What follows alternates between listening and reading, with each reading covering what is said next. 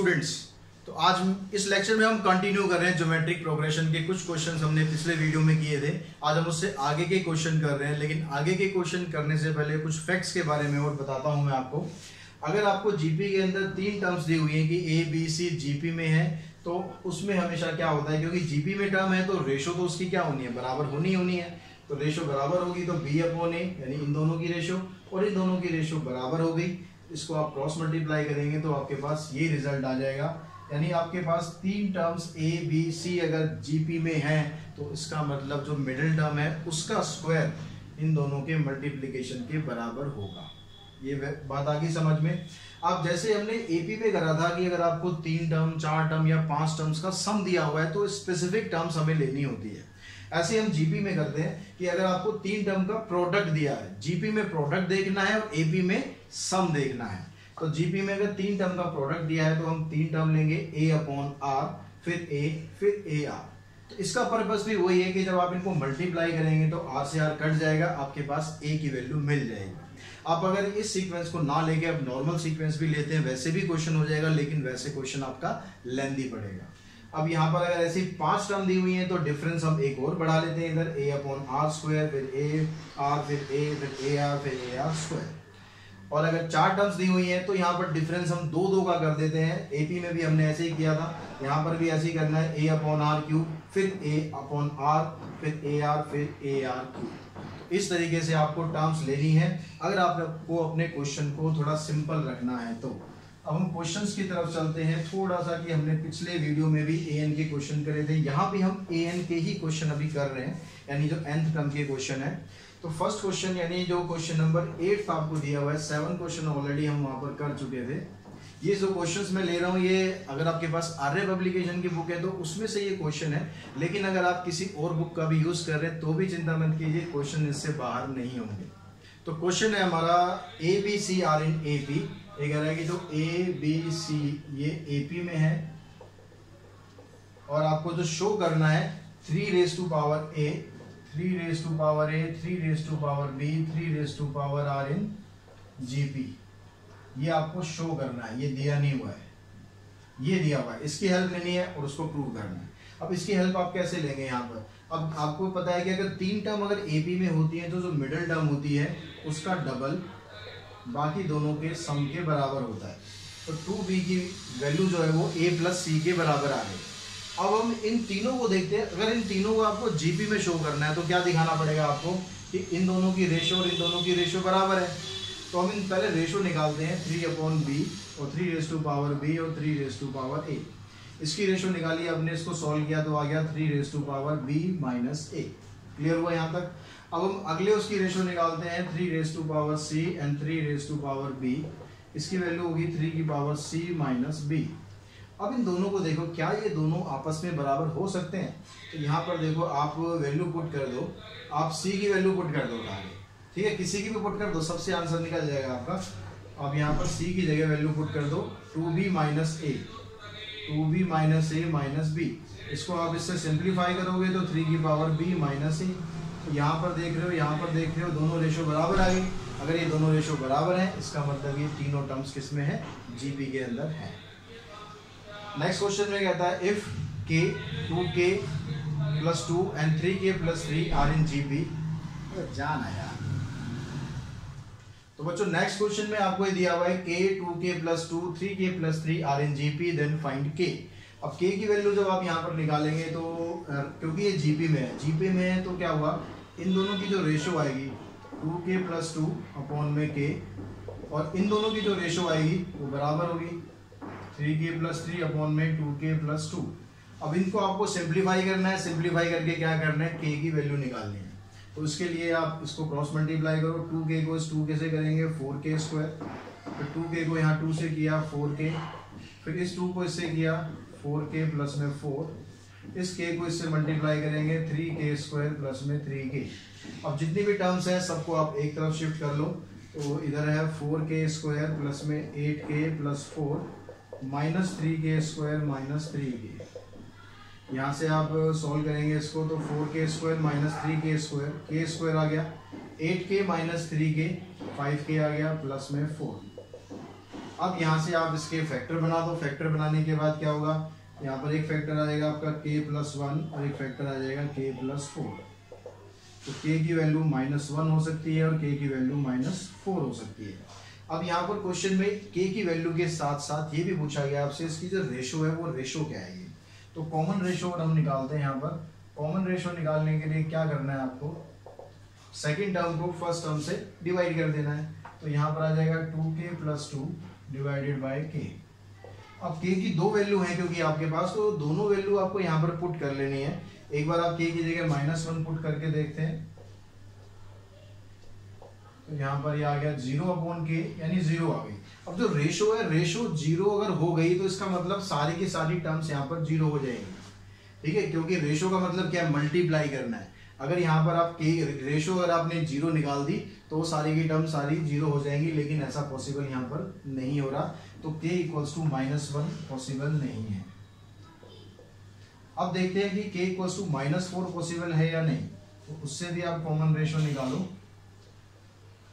यहाँ पर रखो 2 - 4 प्लस में 2 अपॉन में -4, -8 + 2 -6 अपॉन में -4, इसको कैंसिल किया तो कॉमन रेशो आ गई आपके पास 3/2।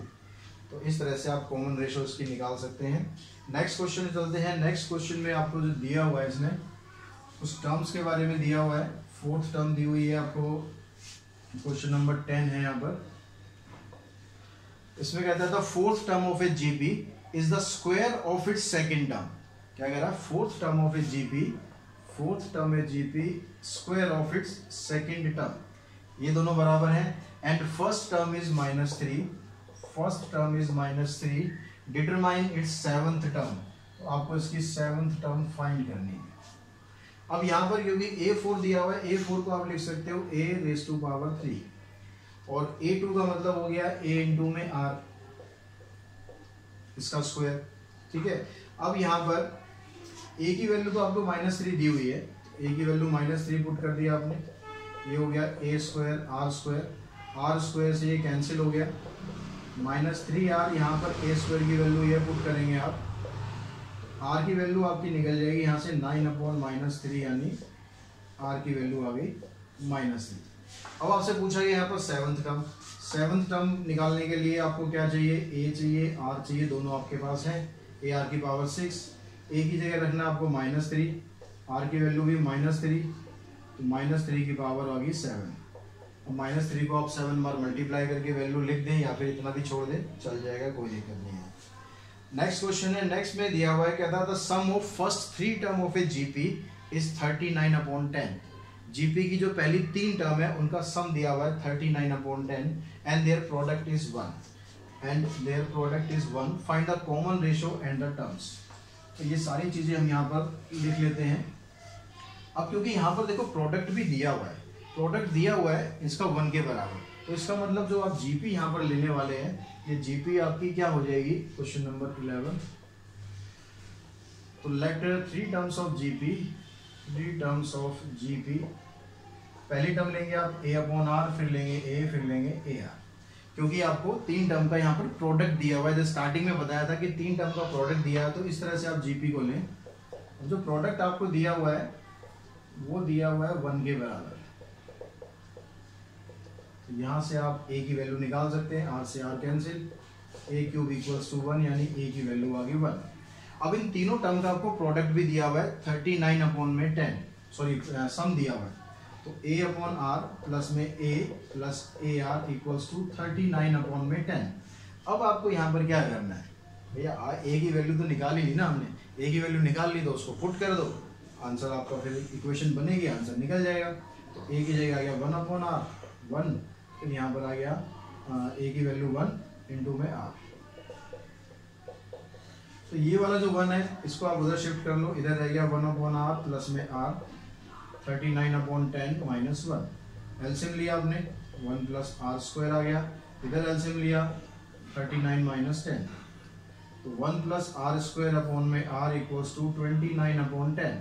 क्रॉस मल्टीप्लाई कर दो, 10 को इन दोनों से मल्टीप्लाई करते हैं तो आपके पास क्या आ जाएगा, 10 प्लस में 10r² = 29r।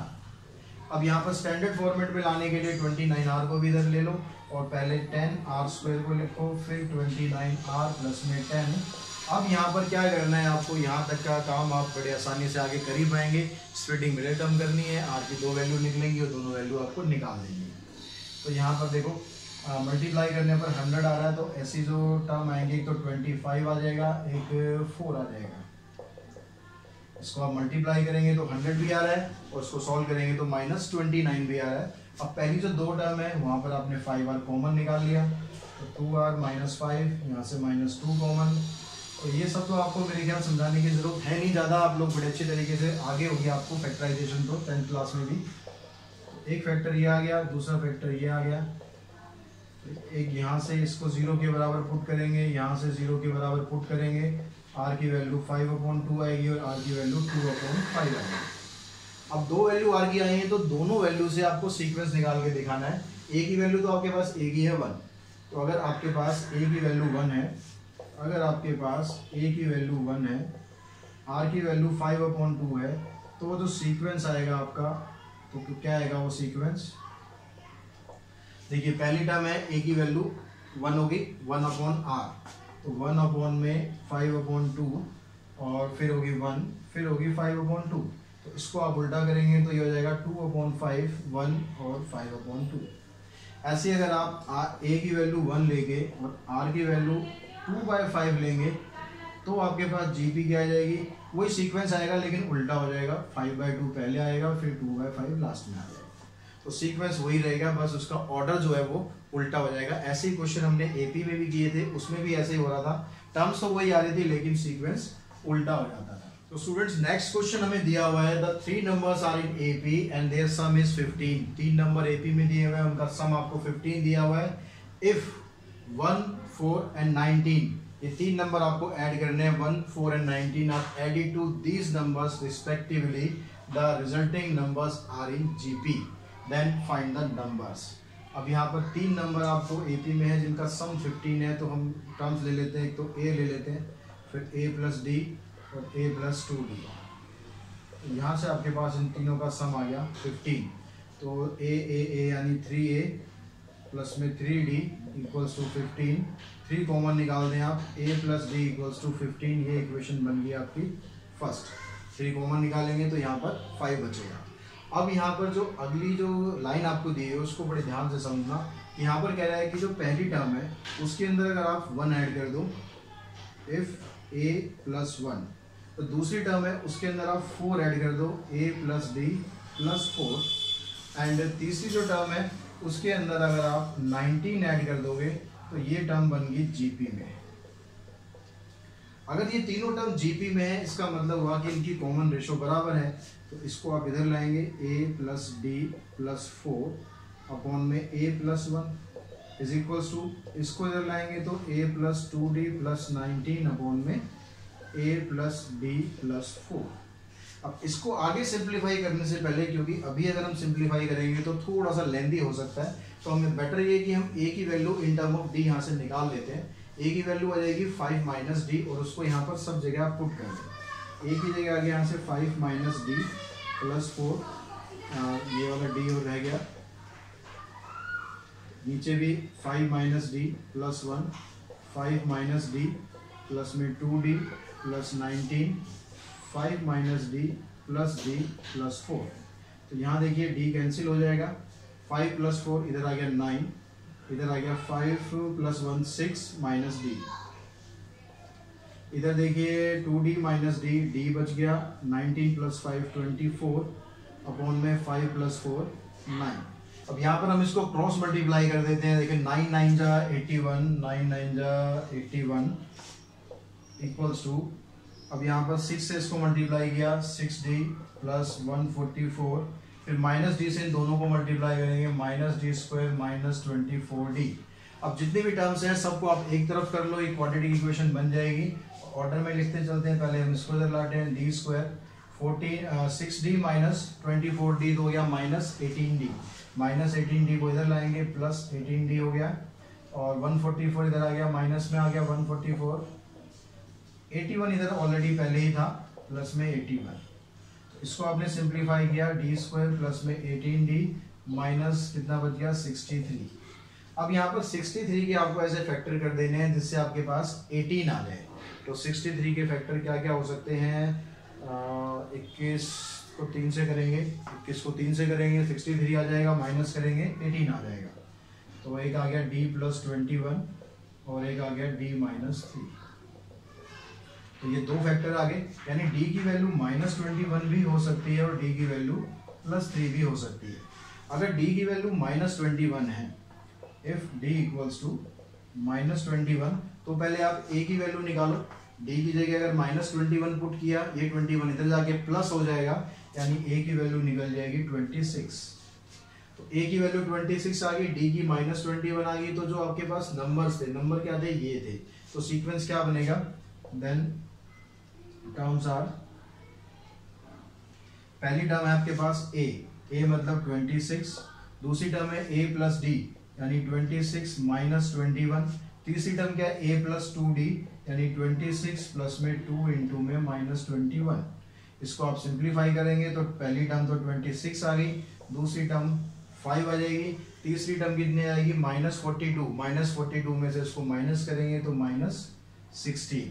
तो ये तीन टर्म आ गई। अगर d की वैल्यू आप क्या ले रहे हैं, माइनस 21 ले रहे हैं, लेकिन d की बच्चों एक वैल्यू और है, उसको छोड़ना नहीं है बिल्कुल भी। तो if d equals to 3 then a equals to, अगर d की वैल्यू देखो आप 3 रखते हो तो a की वैल्यू क्या हो जाएगी, 3 को इधर ले जाके माइनस करेंगे तो 2 आ गया। अब इससे भी आपको टर्म्स निकाल के दिखानी है, क्या क्या टर्म्स आएंगी। पहली टर्म थी आपकी a, दूसरी टर्म थी a प्लस d, तीसरी टर्म थी a प्लस 2d। तो यहां से आ गई a की जगह क्या था 2, 2 प्लस 3 5 और 3 टू द 6, 6 प्लस 2 8। तो इस तरह से आपके पास ये टर्म आ जाएगी 2 5 और 8। तो नेक्स्ट क्वेश्चन में आपको बच्चों दिया हुआ है कि तीन टर्म है a b c, तीनों ये जीपी में है। प्रूव करना है कि ये जो दो सीक्वेंस दिए हुए हैं ये भी जीपी में है। तो ये आपको पता है कि अगर कोई भी टर्म जीपी में होती है, a b c, अगर तीन टर्म यहाँ पर जीपी में है तो इसका मतलब जो मिडिल टर्म है उसका स्क्वायर इन दोनों के प्रोडक्ट के बराबर होता है। ये ऑलरेडी मैं आपको बता चुका हूँ। अब यही कंसेप्ट आप यहाँ पर भी यूज करो। फर्स्ट पार्ट में अगर ये कहता है कि भाई इन तीनों टर्म्स को जीपी में आपको दिखाना है, दैट मीन्स आपको क्या दिखाना है कि इसका स्क्वायर इन दोनों के मल्टीप्लिकेशन के बराबर है। तो हम यहाँ पर देखते हैं जो बी क्यूब है उसका स्क्वायर देखते हैं क्या आएगा। अब बी क्यूब का स्क्वायर क्या आएगा, यहाँ पर अगर आप इसको ऐसे लिखो बी स्क्वायर का क्यूब तो भी बात एक ही है, पावर तो तब भी 6 आनी है, पावर तब भी 6 आनी है। बी स्क्वायर की वैल्यू आपके पास है ए सी, इसका क्यूब करेंगे तो ये आ जाएगा आपके पास ए क्यूब एंड सी क्यूब। अब ये क्या है, ए क्यूब सी क्यूब के बराबर आ गया ना। ए क्यूब सी क्यूब क्या है, पहली टर्म और तीसरी टर्म, यानी इसका जब आपने स्क्वायर किया मिडिल टर्म का तो ये पहली और लास्ट वाली टर्म के बराबर आ गया। इसका मतलब आप ये कह सकते हो कि A cube B cube and C cube are in GP.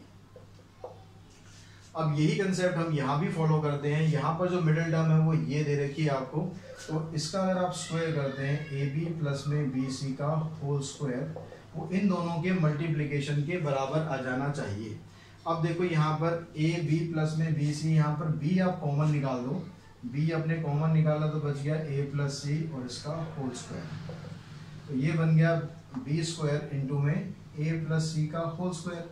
अब बी स्क्वायर की वैल्यू क्या है आपके पास, बी स्क्वायर आपको दिया हुआ है ए सी के बराबर, तो यानी ये आ गया ए सी इंटू में ए प्लस सी का होल स्क्वायर। अब ये देखते हैं कि भाई इन दोनों का जो मल्टीप्लिकेशन है क्या वो भी इसके बराबर आ रहा है या नहीं आ रहा। अगर वो इसके बराबर आ गया मतलब आपका आंसर बिल्कुल ठीक है, यानी ये तीनों टर्म जीपी में है। A square plus B square into में बी स्क्वायर प्लस में सी स्क्वायर। अब यहाँ पर क्या करना है, आपको बी स्क्वायर की जगह ही वैल्यू पुट कर देनी है, क्योंकि वो आंसर में आपको बी रखना ही नहीं, यहाँ पर बी है ही नहीं तो बी आपको रखना ही नहीं। तो बी स्क्वायर की वैल्यू ए सी थी, यहाँ पर हम पुट कर देते हैं ए स्क्वायर प्लस में ए सी, यहाँ पर भी आ गया ए सी प्लस में सी स्क्वायर। जो पहले वाली टर्म है उसमें से ए कॉमन आ जाएगा ए प्लस सी, दूसरी वाली टर्म है वहां से सी कॉमन आ गया ए प्लस सी। इस ए को सी को मल्टीप्लाई करेंगे ए सी आ गया, इन दोनों को मल्टीप्लाई करेंगे तो a प्लस सी का होल स्क्वायर आ गया। तो यहाँ से आप देख रहे हैं ये दोनों बराबर आ गए, इसका मतलब ये तीनों टर्म्स भी जीपी में है। तो इस तरह से बड़ी आसानी से आप पता लगा सकते हैं कि टर्म्स जीपी में है या नहीं है। अगर यहाँ पर 3 टर्म की जगह आपको 4 टर्म जीपी में दे दी जाए, ए बी सी डी और 4 टर्म्स इन जीपी, तो आपको प्रूव करना है। फिर यहाँ पर कुछ टर्म्स चेंज है, उसको देख लेते हैं क्या क्या टर्म्स आपको प्रूव करनी है। एक दिया हुआ है A square plus B square, A square plus B square, फिर B square plus C square and C square plus D square. ये तीनों टर्म्स भी जीबी में है। और जो सेकंड पार्ट है उसमें आपको दिया हुआ है बी माइनस सी का whole square plus C minus A का whole square plus D minus B का whole square is equals to A minus D का होल स्क्वायर। ये एक्चुअली जीपी में नहीं प्रूव करना, ये आपको बस ये प्रूव करना है कि इन तीनों का स्क्वायर का सम इसके बराबर आएगा। जो पहला पार्ट है उसमें आपको दिखाना है कि ये जीपी में है। तो जीपी में आपको 4 टर्म दे रखी है अब 3 की जगह, तो because A B C D are in GP. अब क्योंकि 4 टर्म दे रखी है तो इसको आप फिर लो कि आपकी जो इसकी रेशो है बी अपॉन ए और सी अपॉन बी और डी अपॉन सी, इन तीनों की रेशो क्या होगी, बराबर होगी, क्योंकि ये जीपी में है। अगर इन तीनों की रेशो बराबर है तो इसको हम एक टर्म ऐसे ले लेते हैं जो इन सारी रेशो को रिप्रेजेंट करे, तो उसको हमने मान लिया के। यहाँ लिख देना भाई से, मतलब आपने माना। अब यहाँ से बारी बारी से आप वैल्यू निकालो, तो ये सारी रेशो बराबर है, तो अगर आप इसको लिखोगे ऐसे बी अपॉन के इक्वल्स टू के, तो यहाँ से बी की वैल्यू निकल जाएगी आपके पास ए के। ऐसे ही अगर आप सी की वैल्यू निकालोगे तो वो आ जाएगी बी के, और डी की वैल्यू निकालोगे तो ये वैल्यू आ जाएगी सी की। ये सारी वैल्यू आ गई। अब एक काम और करते हैं कि ये सारी जो हमने वैल्यू निकाली है उसको किसी ए की टर्म में रखते हैं। तो देखो ए तो ए है ही, बी की वैल्यू ए की टर्म्स में और के की टर्म्स में आ गई। अब आप क्या करो, सी की वैल्यू निकालो। यहाँ पर जो बी आ रहा है उस बी की जगह ये वैल्यू पुट कर दो, ए के इंटू में के, यानी ये बन जाएगा ए के स्क्वायर। ऐसे अगर आप डी की वैल्यू निकालो, अब वहां पर क्या रखना है आपको, सी की वैल्यू रखनी है ए के स्क्वायर इंटू में के, यानी ये बन जाएगा ए के क्यूब। ये तीनों टर्म आ गई। अब उसके बाद यहाँ पर आपको ये देखना है, इसको प्रूव करना है कि ये जीपी में है। अब इसको प्रूव करने के लिए तो ये वाली जो टर्म है मिडिल टर्म, इसका स्क्वायर निकालते हैं। इसका स्क्वायर इन दोनों के मल्टीप्लीकेशन के बराबर आ जाना चाहिए, बस इतना ही काम करना है हमें। अब यहाँ पर देखो बी की वैल्यू आपके पास ए के है, इसको आपने पुट किया ए स्क्वायर के स्क्वायर। सी की जगह आपने पुट किया यहाँ पर ए स्क्वायर के की पावर 4 हो जाएगी, क्योंकि सी स्क्वायर है, इसका स्क्वायर करेंगे तो के की पावर 4 और इसका होल स्क्वायर। अब इसमें से आप ए स्क्वायर कॉमन निकाल दें, के स्क्वायर कॉमन निकाल दें, यहाँ से 1 प्लस में के स्क्वायर बच गया और बच गया होल स्क्वायर। अब इस होल स्क्वायर को आप इसके साथ सोल्व करेंगे तो ये बनेगा a raise to power 4 k raise to power 4 और 1 प्लस के स्क्वायर का होल स्क्वायर। अब इन दोनों का जो मल्टीप्लिकेशन है वो भी आपको इसके बराबर लेकर आना है। अब इसको लाने के लिए क्या करना है आपको, a square plus B square into में सी स्क्वायर प्लस में डी स्क्वायर, इसकी वैल्यू फाइंड करनी है। a स्क्वायर को आप ऐसे ही रहने दो, a स्क्वायर, बी स्क्वायर की वैल्यू आप यहाँ से पुट करेंगे तो बन जाएगी a स्क्वायर के स्क्वायर। स्क्वायर के हम साथ साथ कर रहे हैं, ध्यान रखना। यहाँ पर आ जाएगा ए स्क्वायर के रेज़ टू पावर 4 और डी की वैल्यू ये थी ए के क्यूब, उसका स्क्वायर करेंगे ए स्क्वायर के की पावर 6। अब जो पहली ब्रैकेट है इसमें से सिर्फ ए स्क्वायर कॉमन आएगा, तो दूसरी ब्रैकेट है उसमें से ए स्क्वायर भी आ गया, के 4 भी आ गया, तो यहाँ पर रहेगा 1 प्लस के स्क्वायर। ए की पावर 4 हो गई, के की पावर भी 4 हो गई और 1 प्लस के स्क्वायर का होल स्क्वायर आ गया। तो यहाँ पर देखो ये टर्म और ये टर्म, दोनों टर्म सेम आ गई, यानी जो मिडिल टर्म थी उसका स्क्वायर इन दोनों के प्रोडक्ट के बराबर आ गया। इसका मतलब जो जीपी की रिक्वायरमेंट थी वो सारी यहाँ पर फुलफिल कर रहा है, यानी आपका ये क्वेश्चन यहाँ पर प्रूव हो गया। तो नेक्स्ट क्वेश्चन में देखो बच्चों, नेक्स्ट क्वेश्चन में कहता था number of bacteria in a certain culture doubles every hour. इसी एक कल्चर में जो नंबर ऑफ बैक्टीरिया है वो डबल होते जाते हैं हर घंटे बाद। If there were 30 bacteria present in the culture originally, अगर स्टार्टिंग में उसके 30 बैक्टीरिया है, दैट मीन्स ए की वैल्यू आपको दे रहा है 30 के बराबर, कि जो स्टार्टिंग में 30 बैक्टीरिया वहां पर प्रेजेंट है। How many bacteria will be present at the end of second hour, fourth hour and nth hour. तो एक तो आप समझो यहाँ पर कि जो बैक्टीरिया जो हो रहे हैं डबल हो रहे हैं हर बार, डबल हो रहे हैं, इसका मतलब आर की वैल्यू आपको दे दी इसने 2। ए दे दिया, आर दे दिया। अब आगे बढ़ने से पहले एक बार अगर सोचे, अगर जैसा आजकल सिनेरियो चल रहा है, अगर कोरोना वायरस के जो सिम्टम्स है अगर वो भी ऐसे डबल होते रहते तो क्या हाल होता हमारा। और शुक्र है वो इतनी तेज़ी से नहीं बढ़ रहे। तो यहाँ पर स्टार्टिंग में 30 बैक्टीरिया है, हर घंटे बाद वो 2 डबल होते जा रहे हैं, यानी आर की वैल्यू आपके पास 2 आ गई। अब कह रहा है at the end of second hour. At the end of second hour का मतलब आपको यहाँ पर क्या निकालना है, यहाँ पर निकालना है आपको A3, क्योंकि देखो स्टार्टिंग में जो था, स्टार्टिंग में तो हो गया A1, ठीक है। एक घंटे बाद कौन सी टर्म आएगी, सेकेंड टर्म आएगी यानी A2। 2 घंटे बाद कौन सी टर्म आएगी, A3। तो इसलिए 2 घंटे के एंड में पूछ रहा है, यानी A3 निकालना है। ऐसे आपको यहाँ पर A5 निकालना है और यहाँ पर आपको AN+1 निकालना है, ठीक है। अब यहाँ पर A3 निकालेंगे तो A3 का मतलब क्या हो गया, AR²। A की वैल्यू 30 है, R की वैल्यू 2 है, तो इसको आपने सॉल्व किया 30 × 4 यानी 120, यानी 2 घंटे खत्म होने के बाद जो बैक्टीरिया थे वो हो गए 120। 4 घंटे बाद यानी A5, AR⁴, A की जगह फिर आपने 30 पुट किया, 2 की पावर 4 होगी 16, यानी आ गया 480। फिर उसके बाद पूछता है यहाँ पर AN मतलब AN+1, ठीक है, आफ्टर n आवर्स। तो यहाँ पर आ गया AR, इसकी पावर 1 कम कर देंगे, R की पावर n रह गया। तो A की वैल्यू फिर से 30 आ गई, R की वैल्यू 2। इसको आप सॉल्व कर नहीं सकते तो इसको तो आप ऐसे ही छोड़ देंगे, 30 × में 2⁴n। तो इस तरीके से आप पता लगा सकते हैं कि हर घंटे के बाद कितने बैक्टीरिया बढ़ते जा रहे हैं। तो आज के इस वीडियो में हम इतना ही करते हैं। AN के जो क्वेश्चन थे वो लगभग हर टाइप के क्वेश्चन मैंने आपको इस वीडियो में करा दिए हैं। वीडियो आपको पसंद आ रहा हो तो वीडियो को लाइक करो, शेयर करो, चैनल को सब्सक्राइब करो और बेल आइकन को जरूर प्रेस करो। तो आज की वीडियो में इतना ही। नेक्स्ट वीडियो में मिलते हैं SN वाले क्वेश्चन के साथ, उसके फार्मूले के साथ। Thanks to all of you.